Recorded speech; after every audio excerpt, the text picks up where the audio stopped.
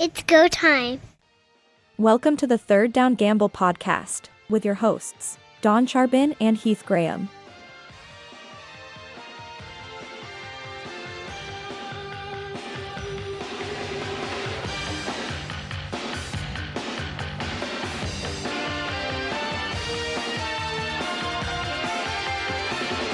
Toronto Argonauts head coach Ryan Dinwiddie discusses his post-game reaction versus Edmonton. Ryan, what happened at the end of the game there between you and Mark? Was that key to the moment? Or No, it had nothing to do with Mark.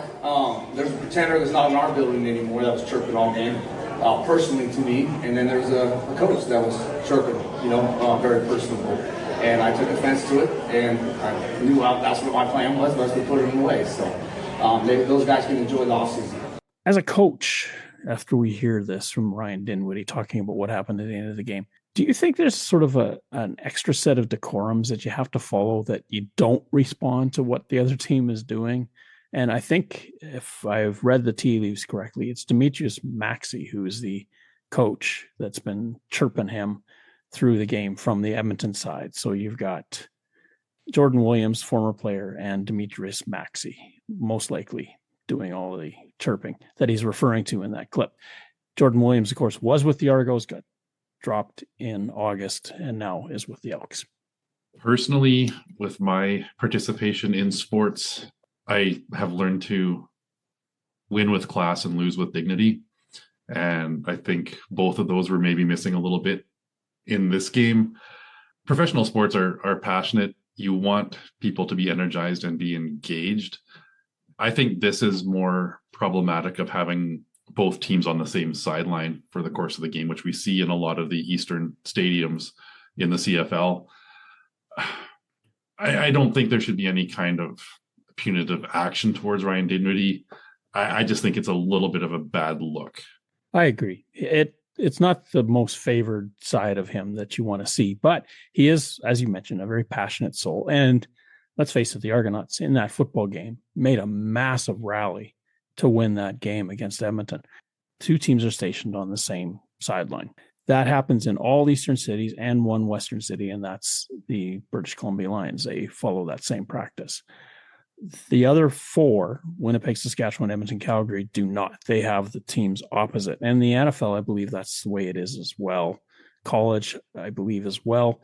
It's kind of an old school way of doing it. I think at the time when stadiums were much smaller and maybe they were factoring in where the sight lines would be, they would have the two teams on the same side and then the bigger mass of the stadium across the way so that you get closer to the field. And some of that philosophy, it obviously was kept by the four Eastern clubs, and they were the first four in football, and in Toronto and Hamilton's case, the first two in North America. The proximity then does raise that possibility that, yes, you could get a lot of chatter going back and forth. And you see sometimes players get run off the field and they run through the other team's bench to get to their own. They're supposed to weave their way back to the field as quick as possible. But if they're not doing too much, the other team doesn't seem to care. We saw last year, I believe it was Saskatchewan and Ottawa, where a fan got involved actually with the two benches, mainly going after Bob Dice, and it was the Roughriders coming to his aid, the Saskatchewan Roughriders coming to his aid. So you do see the opposite of what we saw in Toronto. Certainly Dinwiddie has been internalizing a lot of pressure. When you've got so much of that pouring down into your system, you got to have a release somehow. When you saw him kick the field after Aralahu made the winning field goal, that was a huge emotional release. He's been dealing with the Chad Kelly injury that happened in last year's East Final. Nick Arbuckle now has pulled a calf muscle, so they're down to their third-string quarterback, and you look across the way to Montreal, their next opponent, and they're probably saying, well, what's your problem? This game also had huge playoff implications. You look at the standings even now after that game. The win pulls Toronto even with the Edmonton Elks for wins. There's still the crossover possibility because of Winnipeg and BC's records as well. But when you're trying to keep your playoff hopes alive in this final third of the season, these games matter. It was, as you said, an emotional comeback to come from behind and pull off the last second walk-off win. I get it. I think in that moment, you understand where he's coming from. we don't know exactly what he listened to throughout the course of the game as the chatter coming his way. So it was his chance to pump his chest a little bit and go back at them. Because of his role as the head coach as well, I think he was very focused throughout the game and didn't have that opportunity to engage them until that moment when it was all said and done. Fair point. Likely because of the situation that they were in, trailing the Elks throughout most of that game and so many turnovers in that game. We'll get to the stats later. With that win, Toronto, yes, they are a game back of Winnipeg, BC, and Montreal. All three have the same record. Now, Winnipeg and BC, one of those two will likely be in the Western playoffs. Don't count out Ottawa, though. What if they go on a wild tear and Winnipeg and BC falter? We could have 4 from the East. Just saying, nothing more. But the Elks now with the loss, now their hill to climb gets much greater. Sticking with the Elks on that level, Cody Fajardo said it's not over yet. He is a firm believer, and he's always been a positive guy, that the Elks have every opportunity to do something about their situation and still make the run for the playoffs. He kind of thinks that the crossover is the more likely route, but even with that, you still got to catch another Western club. It's not over. He's right. They're one game behind at this point. There are season series still to be determined. They've only played Winnipeg once and lost to Winnipeg, but they could win the rematch and win the point spread to essentially win the tie between those two teams. It's not out of the realm of possibility. I mean, you look at their record. If they go on a tear and win out, they're 10-8. That's going to put them in the playoffs for sure. If they continue on this win one, lose a couple, it's going to be over a lot sooner than that. Other than the Saskatchewan Roughriders, who have clinched a playoff spot, to this point, I believe Calgary and Hamilton are pretty much locks to make the playoffs. That's 3 of 6 playoff spots. There's 3 still up for grabs. There's a lot left to play for. You talked about Ottawa as well. They are still in this thing too. With Montreal having slid back for a few games there, it really closes the gap in the East, other than Hamilton pulling ahead.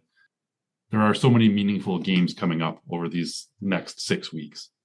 Edmonton has one more game against the Eastern Conference, and then the rest of the season they're playing the West, and they play each of the Western teams once going down the stretch. Winnipeg has 2 more games against the West in their run to the finish, but they have 3 games against the East to finish out. British Columbia, ironically, the last time they were on the road in the West was July 13th against Edmonton. They're going to start doing that again this Friday against the Stampeders. You get some quirks in the schedule, and when you're trying to put a square peg into a round hole, which is the CFL and 9 teams in it, you've got so many games to play. Sometimes you get some really funny quirks that work their way into it. Just looking back through some of the history, so BC has won 2 of 3 against Edmonton, so they have won the season series. As we mentioned, the Elks have another game coming up against the Blue Bombers. Winnipeg won by 13 in that first match. It is a taller hill to climb, but it's not out of the realm of possibility that the Elks blow out Winnipeg, take that season series. And if they do, that really factors into what the playoff scenarios are for Edmonton. They could still get into that crossover. Leapfrogging both BC and Winnipeg is pretty tough, but not... It's a greater than 0 chance that they do it and finish 3rd in the West as well. Edmonton has that last game against BC mid-October in BC, where their last game against Winnipeg is at home the week before. The Elks do have that opportunity, but they've got to win through. They've got to probably beat Saskatchewan to start this Western tour when they come to town at the end of September. But even before that, how important is it going to be to get a W in Hamilton? And if you're going to believe that you have a chance, you got to show somewhere with some stat, that's how we're getting there. Then the Elks have every right to think that they can get there. And I think they've got the team to do it. It's just, as much as people dismiss June and July, boy, if the Elks had anything out of June and July, where would they be now? That's a great point. And the season starts after Labor Day. If you're too far behind, come September 5th, it doesn't matter what you do the rest of the season.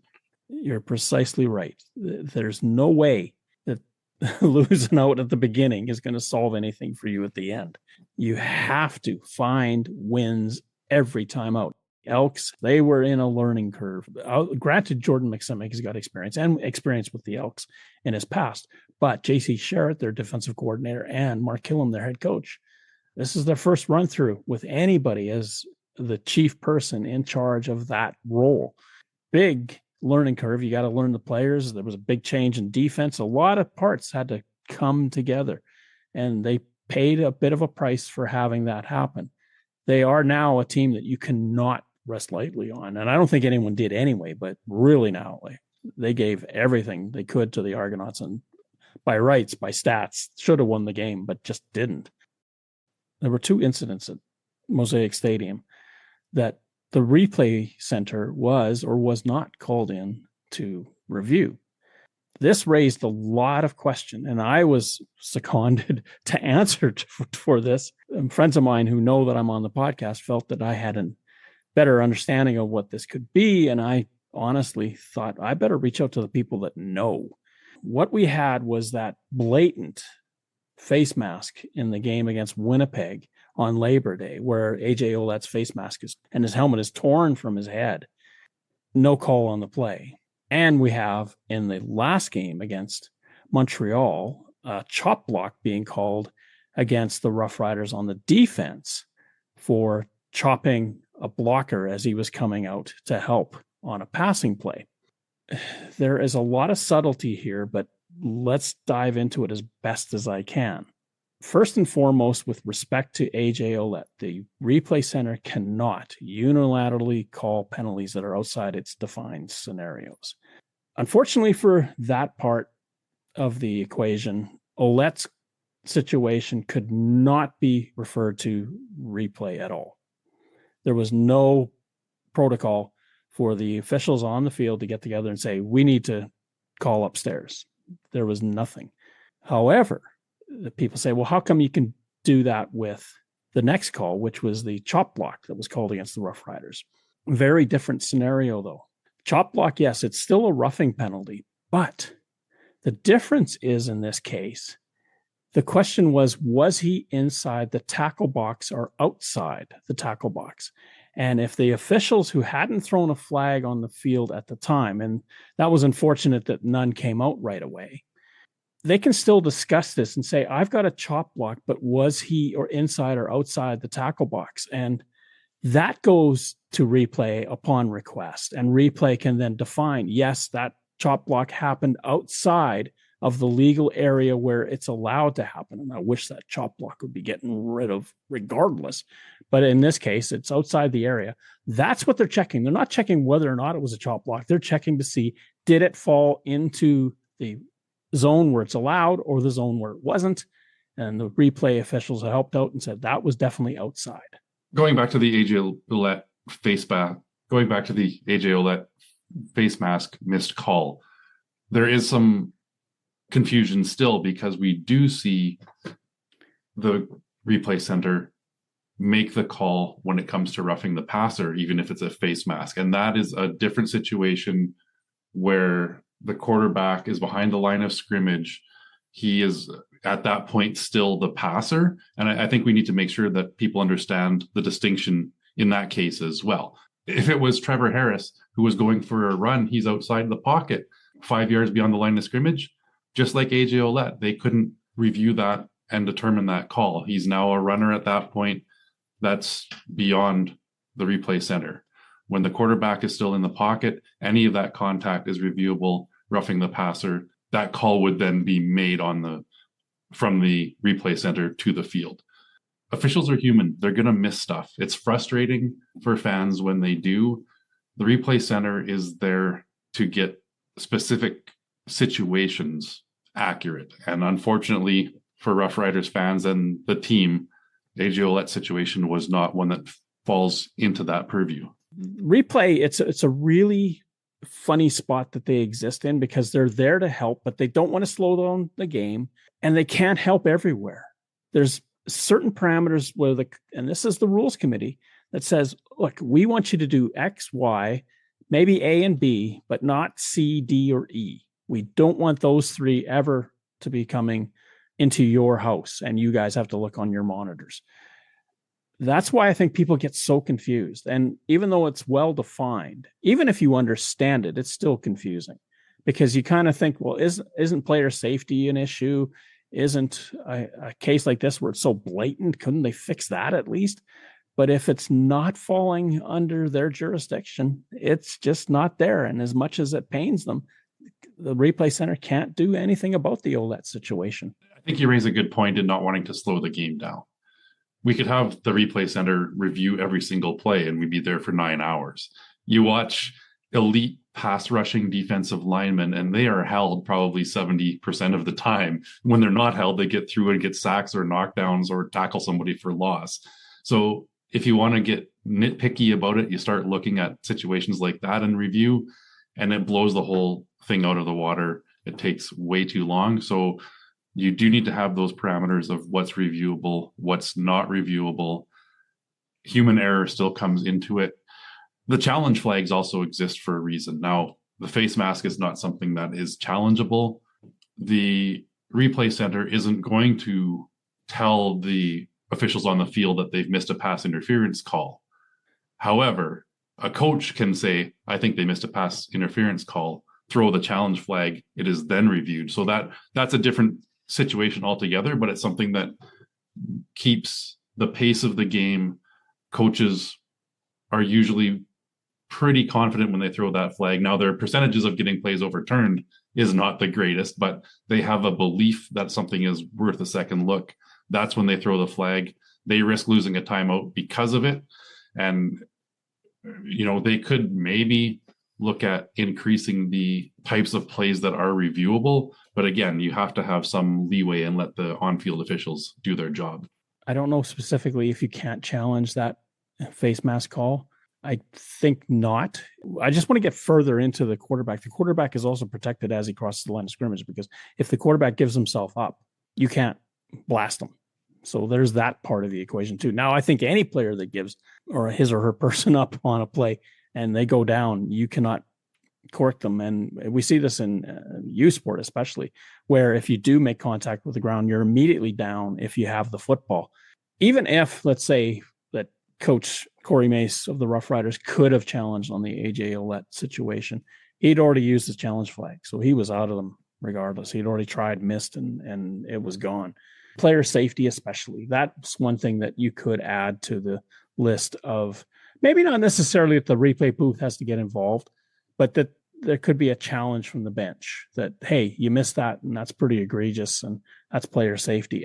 But does it involve a coach's challenge or whatever? I don't know how you play that out.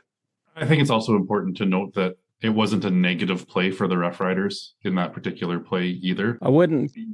Getting an additional 15 yards, absolutely, they would take that any day of the week to get that call right.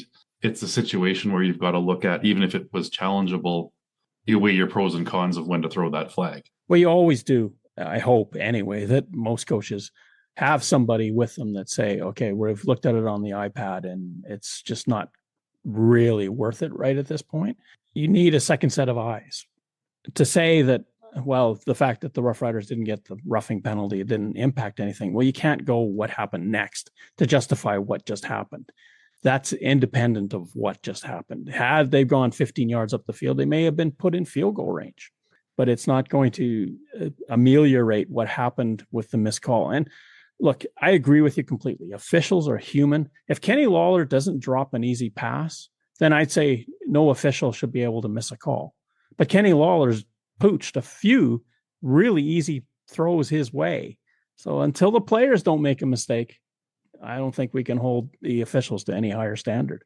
I think back to last season when Mike O'Shea of the Blue Bombers threw a challenge flag on a ruled incomplete pass on a 2-yard loss. And he threw it he says to prove a point. He won the challenge and lost 2 yards on the play. Speaking of Mike O'Shea, who seems to be on this podcast over and over and over again with something that he said, he has come out and categorically defended Chris Steveler as his quarterback. And there is a strong chance that Steveler will be starting this weekend against Ottawa. What do you make of all of this? He is not a Zach Collaros. What do you think? Their talk about what he did in 2019, well, that was 6 years ago. Exactly. I think Mike O'Shea is a player's coach. The players in Winnipeg love playing for him. If you watch him as the team warms up pre-game, he goes around and shakes hands or hugs every single player on his team, has a moment with them.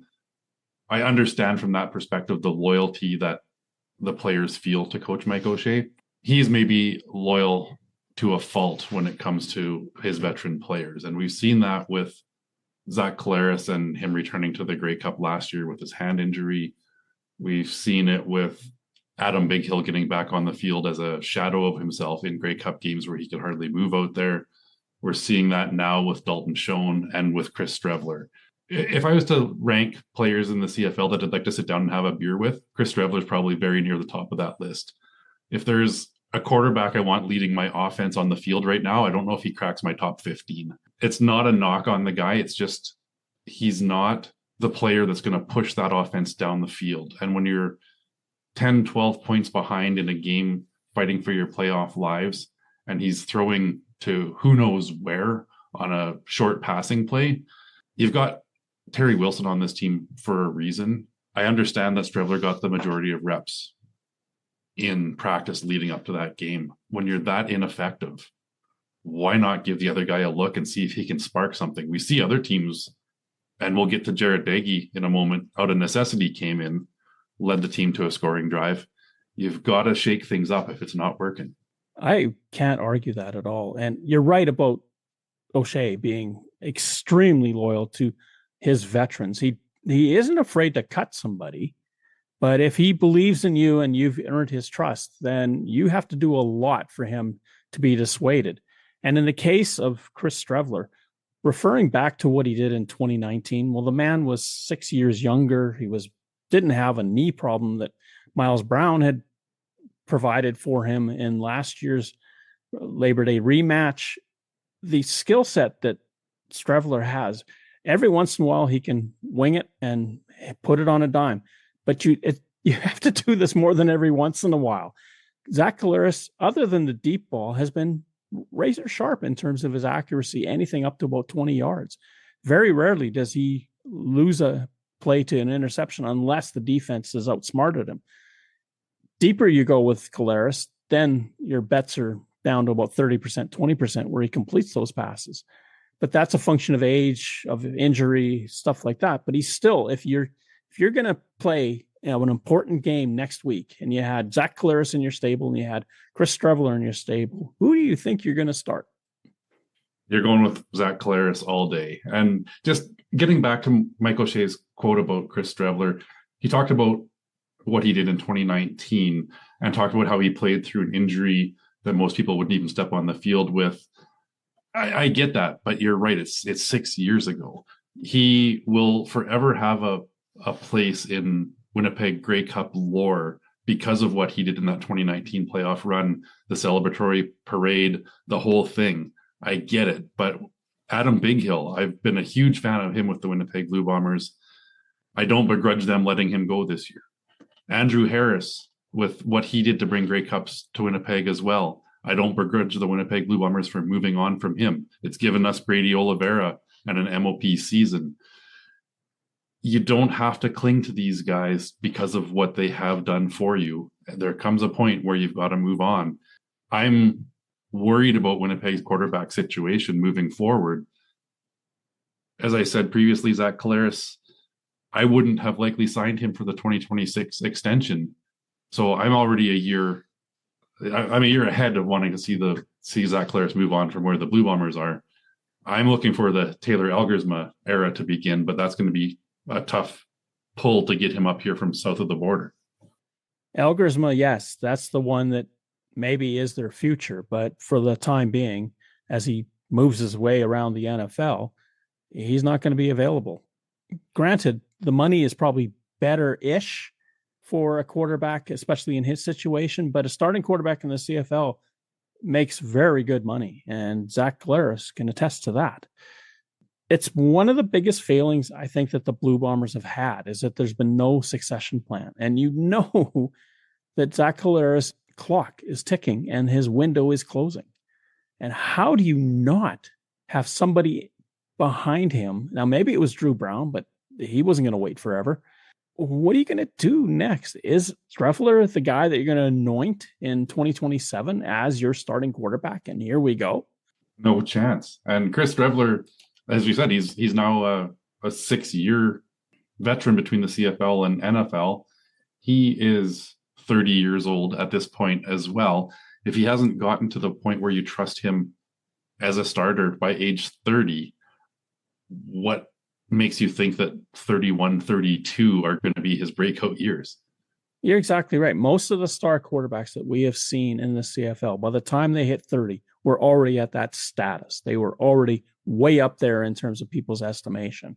Chris Steveler, what has been the growth? Where have you seen it? When he doesn't like what he sees in the defense, he still grabs that ball and tries to bash it out for 10 yards here and there. But we saw at the very last play of that football game in Hamilton, he didn't get up.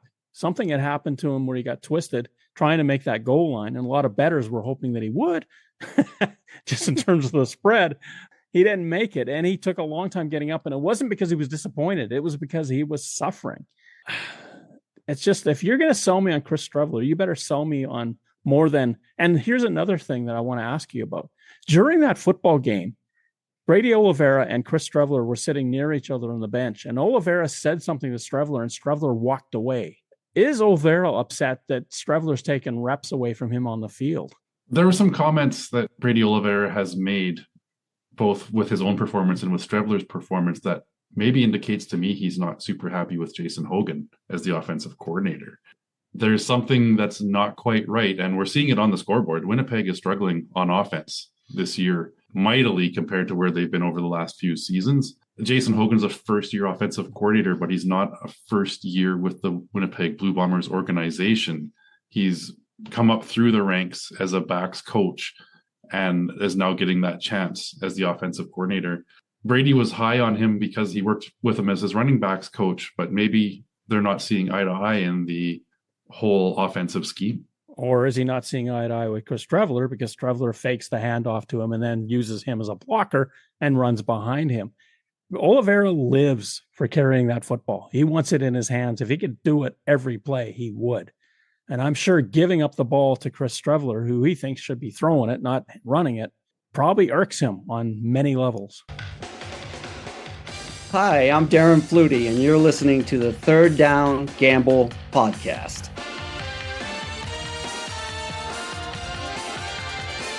Start our look back at the week that was, week 15. The Winnipeg Blue Bombers opening it up with the game in Hamilton. The Tiger Cats starting slow-ish, but by halftime, they're up 20-10 and coast to a 32-21 victory in Hamilton. A beautiful night to play football.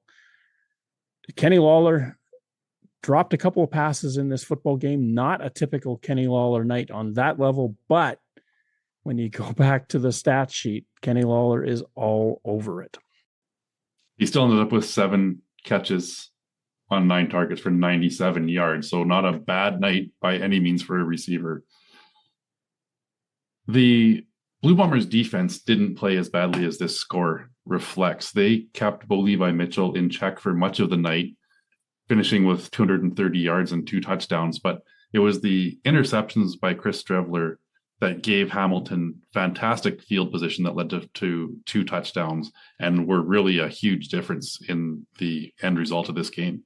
Streveler 18 of 29 for 241, 2 interceptions, 1 touchdown. Streveler also rushing for 82 yards, while Brady Oliveira touched the ball 15 times for 116. So between the two of them, they had 26 carries for 198 yards. I don't know if I want my quarterback taking that kind of pounding, though.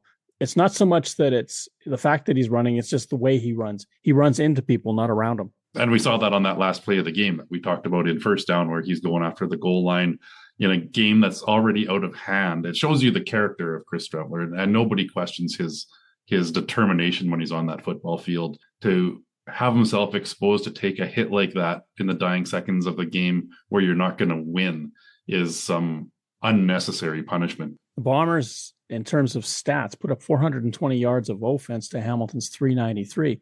Given that they scored so few points, it kind of makes you wonder how the heck did they wind up with such great stats. Hamilton Tiger Cats, who didn't look super great. Bo Levi, 21 of 28 for that 230 that you mentioned, didn't have his best night. In fact, he hasn't played a great game in a while. But what they have been doing is getting Greg Bell going. 22 carries for 137 yards and a touchdown. Greg Bell has been a revelation in the back half of the schedule. He has. It's been a couple of huge games, well over 100 yards. And this win puts Hamilton at 8-5, 2 wins up on Montreal. They own that season series. This is a big launching point to solidifying first place for the Ticats. I talked about last week how tough they were going to be to catch. Getting this other win this past week, yes, the team's chasing them one as well, but it gets them closer. If they're finishing 3-2 over their next 5 games, who's going to pass them? I don't see anybody. They have a stranglehold on first place. They literally have to collapse to not finish first. Later, the Ottawa Redblacks and the rematch against the BC Lions. This time, the BC Lions not only win, but cover that big cover that was put on them, 38-27. Redblacks, slow start in this football game. It took them a long time to get going. Once they did, they started to move up and down the field. Another slow start by Ottawa, as you mentioned, but at least they scored points in the first quarter this game. They did get a field goal. Unfortunately, they did spot the Lions a big lead again. It got up to 38-13 was the biggest at the midway point of the third quarter. After that, Ottawa goes down and scores a touchdown, making it 38-19. And people started to buzz a little bit of, is this another Dustin Crum magical comeback? The Lions defense held fairly strong the rest of the way and didn't allow Ottawa to come all the way back. Ended up in an 11-point loss. Wow, once again, Dustin Crum calm under pressure and has that ability to keep that team in games that get out of hand, but he manages to claw them back each and every time. If you talk about Chris Steveler having a huge heart, I think Dustin Crum is on that same level. The thing that I like about Dustin Crum that I don't like about Chris Steveler is that Dustin Crum, when he goes running, he doesn't take on the competition head to head and see who's going to win that battle. Steveler loves to bang into people, but that's going to just destroy your body quicker than you can blink. Where Crum, he will get out of bounds, he will slide, he will do what he needs to do to preserve himself. And he took a beating that night. I mean, let's face it. Matthew Betts had a field day with him. He did, and I think this was a big game for the BC Lions defense as well. Mike Benavides has been under some heat with the performance of the Lions defense over the last few games. They needed a bit of a statement, and not allowing the Red Blacks to come all the way back, I think, was a huge win for them. The Lions needed this for sure. Finding it against the Ottawa Redblacks, a team that they're chasing in the crossover race. Just getting back to Matthew Betts, he's the first player to record 4 sacks in a single game since Kareem Smith did it on October 25th of 2014 for the Lions. And the last Canadian to do this was Brent Johnson on November 5th, 2005, another BC Lion. 7 quarterback sacks in total for the BC Lions in this one, and that was a huge factor in determining the outcome. I think that was, as I talked about, the importance of a strong performance. 7 sacks is a pretty good night for your defense. Matthew Betts has been kind of quiet in a few games here and there this season, and he really made his presence known. We'll see if this kind of sparks some bigger results from Betts down the stretch. Crum goes 30-35 for 307 and a touchdown. Nathan Rourke, fantastic game, 21-26, 308 yards and a touchdown himself. Rourke ran for 36 yards. Dustin Crum ran for 58. Daniel Adebaboye, who seems to be the fourth quarter demon, carried 5 times for 28 yards. And other than that, the running game, William Stanback, 2 carries for a yard. James Butler, 13 carries for 44 yards, but he got hurt. We'll see if he can make it to play this week against Calgary. Saturday, the early game at BMO Field, the Toronto Argonauts and the Edmonton Elks.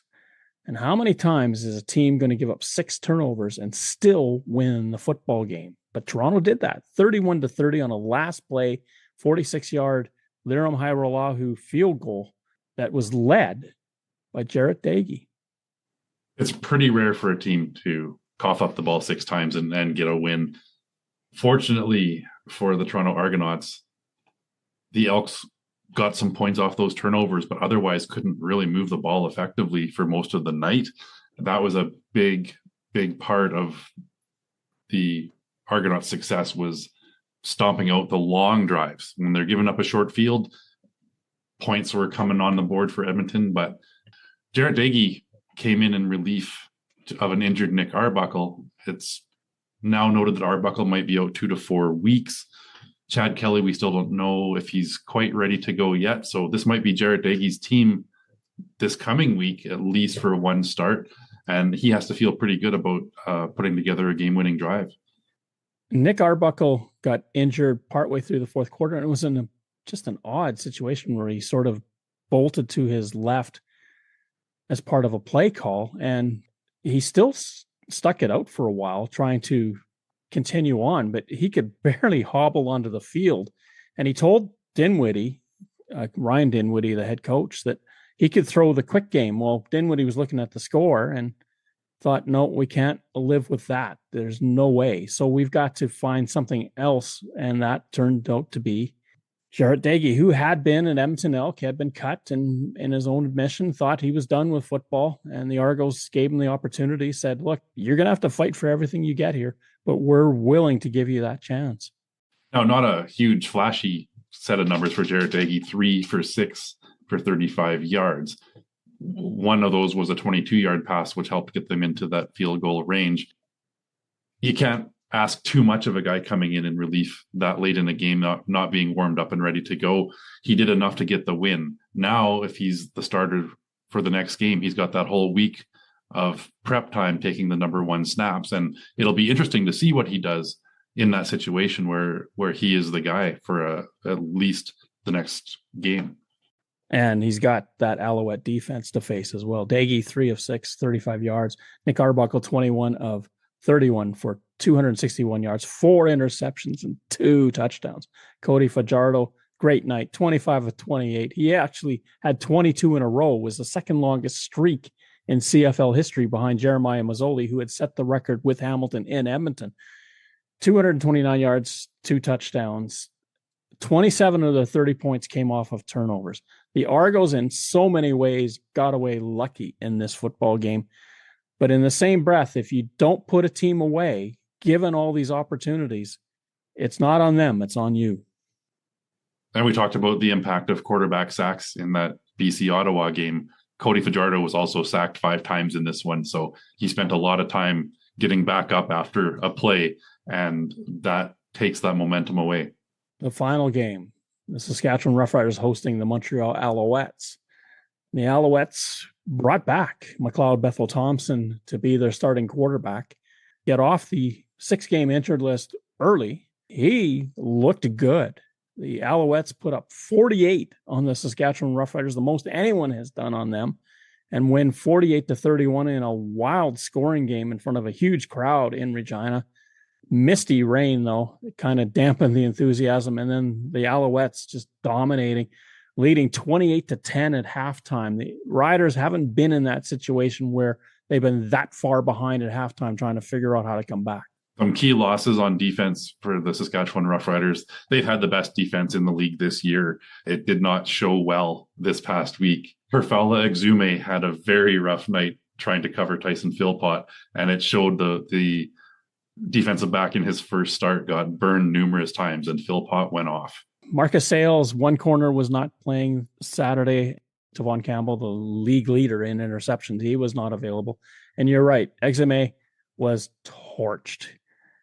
It was a huge learning experience. It's the first game that he's ever started out as corner. He's normally been a special teams guy. When your audition tape shows that you should be ready, you better be ready. To review, Tyson Philpott was targeted 9 times. He had 9 receptions, 238 yards and 2 touchdowns, including an 89 yards after the catch and a 77-yard long. That was a big night for Philpott. This was the kind of a breakout performance. Philpott has had some really solid games. He's had some injury issues, but this shows what he can do when he's got a quarterback getting him the ball in the open field.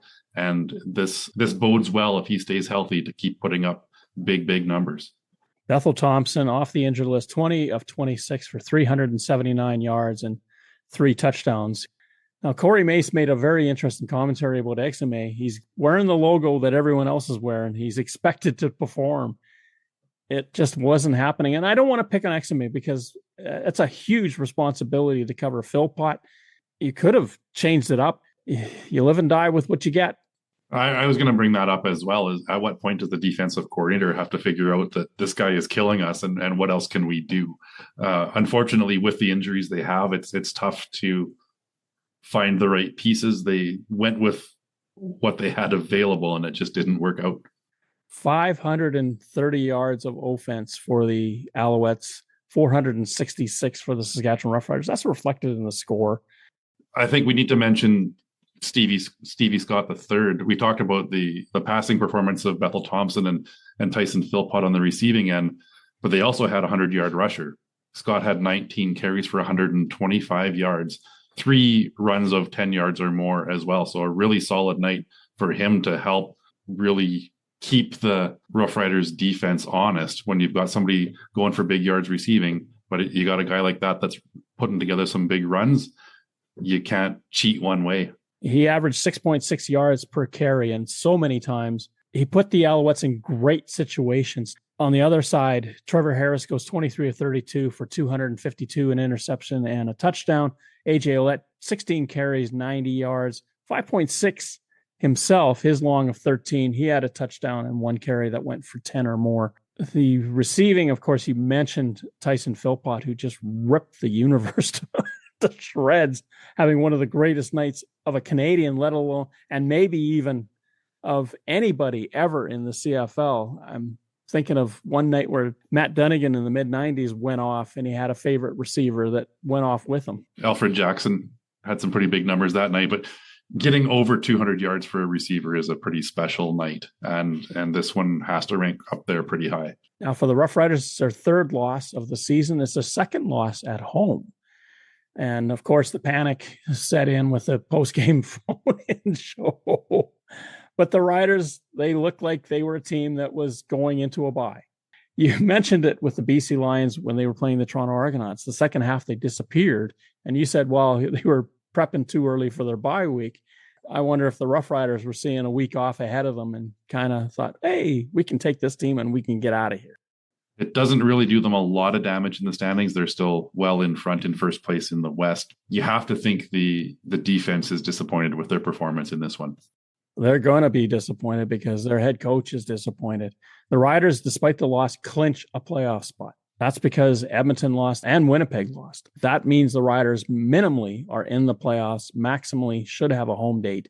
If everything falls into place, they should be hosting the West Final. 3rd down.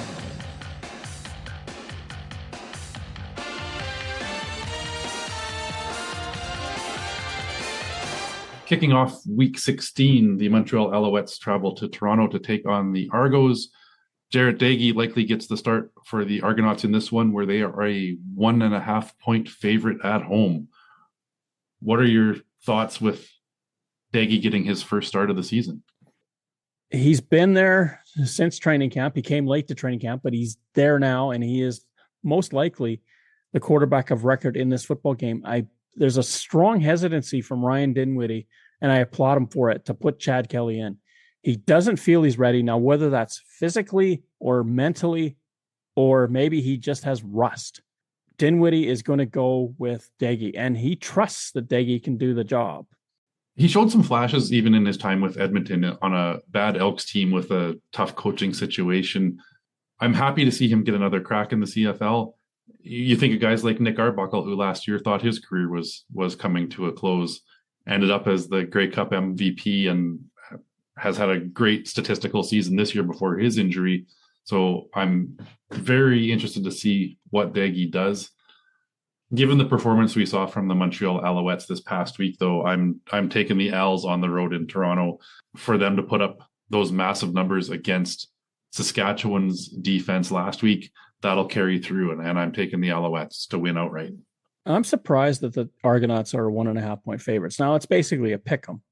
I'm still surprised that they are the favorites, especially given that Daggy is most likely going to start, because as you mentioned earlier, Nick Arbuckle maybe 2-4 with that calf muscle.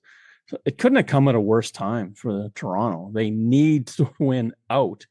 Does Daggy do it for him? He could. He certainly could. That third down gamble that they made where he threw that out pass to Malik Polk, what a beautiful ball, and what a just amazing calm under pressure to put that ball on a dime exactly where it had to be. If he can do that against the Alouettes, it's a big difference of playing that defense. They're going to disguise everything. You don't know who's going to be where. He's going to have a lot on his plate just understanding what he's facing. That's what I'm afraid of. That Argos defense is not as good as Montreal's offense, especially if McLeod Bethel-Thompson is the McLeod Bethel-Thompson we just saw in Saskatchewan. I like the Alouettes on the road. Game 2 of the Friday night doubleheader, the BC Lions moved to Calgary to take on the Stampeders fresh off a bye week. The Stamps are a 4.5-point favorite at home. This one's tough. The Stampeders, they should have Jalen Hutchings back in the middle. That's going to be massive in terms of what they can do on the defensive line. Vernon Adams Jr. cannot play any worse than what he played in the third quarter of that game in Edmonton 2 weeks ago. It's really a battle of the quarterbacks that were teammates, Nathan Rourke and Vernon Adams Jr. Whoever has the better night is going to win this football game. I'm going with Nathan Rourke and the BC Lions in this one. It will be quite interesting to watch the quarterback matchup, and Vernon Adams Jr. against his old team. Does he come out with maybe a little bit too much to prove? And we know when he gets slinging, he can be mistake prone. So I'm anticipating a little bit of a interception, a good and bad VA in this one. I think Nathan Rourke is going to be calm and steady, and the Lions are going to pull off the road upset. Ooh. Well, the Stampeders, remember too, Florin Ormolade is not going to be there. The early game on Saturday has the Winnipeg Blue Bombers in Ottawa to take on the Red Blacks. Once again, we have questions about quarterbacks, who's healthy, who's going to play. The Ottawa Red Blacks are favored by 1.5 points at home. Is it Drew Brown? Is it Dustin Crum? Is it Zach Collaros? Is it Chris Steveler? Those can affect the outcome of this game big time.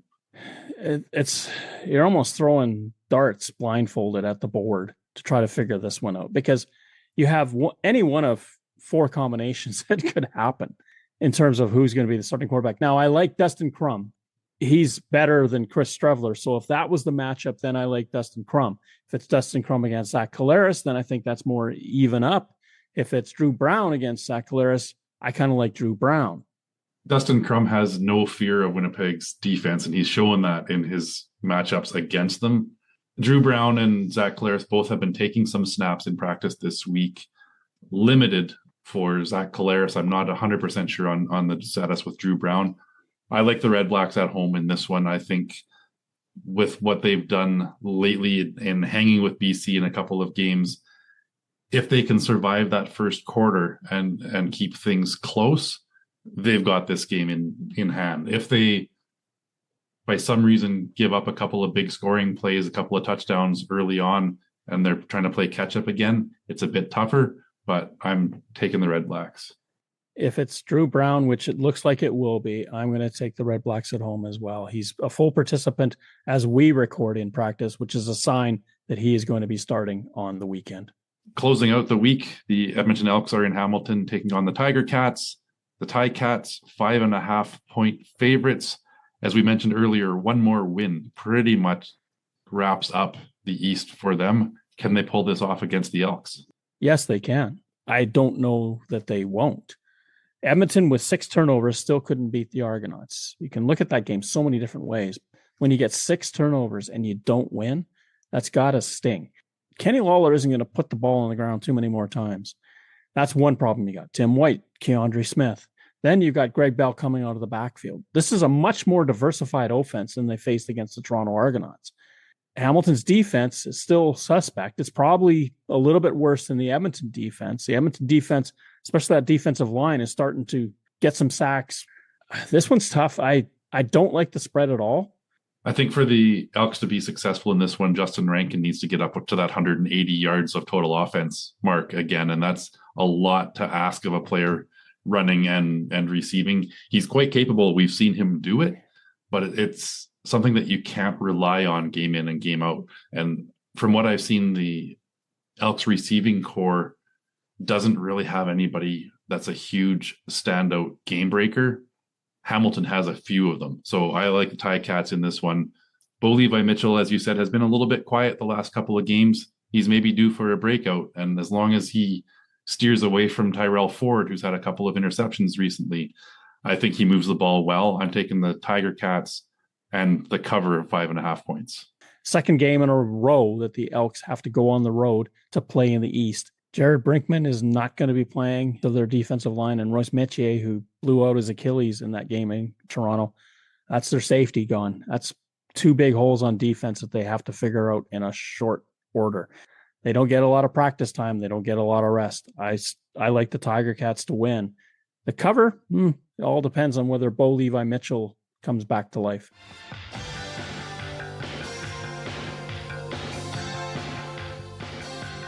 Third Down Gamble uses the expert resources of the Canadian Football League and 3 Down Nation. For up-to-date, insightful statistics and analysis, please visit cfl.ca and 3downnation.com. The CFL on CBC theme music is used with written permission from the Canadian Broadcasting Corporation. Thank you for listening to our show. Third Down Gamble is hosted on Podbean. Follow us on Twitter, where our handle is @ThirdDownGamble. Join us again next time. The Third Down Gamble Podcast. Audio worth watching.